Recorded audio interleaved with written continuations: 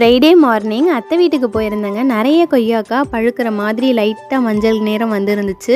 இப்போவே சாப்பிட்டா செம்ம ஸ்வீட்டாக இருக்கும் இந்த கொய்யாக்கா. ஸோ கொஞ்சம் பறிச்சுட்டு வந்தேன் ஊருக்கு கொண்டு போகிறதுக்காக. ஆக்சுவலி சண்டே தான் ஊருக்கு போகிறேன், இருந்தாலும் இன்றைக்கே பறிச்சுட்டு வந்துட்டேன்.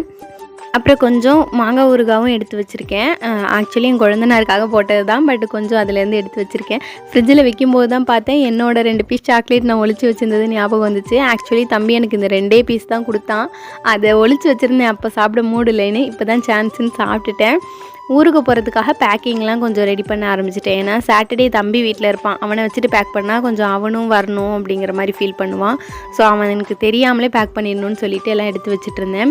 இந்த சாக்ஸ் இது வந்து கைக்கு போடுறது, இது எல்லாமே வந்து நான் கன்சீவாக இருக்கும்போது ஷருவுக்காக நான் கையிலேயே உட்காந்து ஊசி வச்சு எல்லாம் ஸ்டிச் பண்ணதுங்க.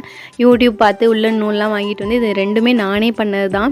இதெல்லாம் ஷரு குழந்தையாக இருக்கும்போது எடுத்த ட்ரெஸ்ஸஸ். இது வந்து இப்போ பிறக்க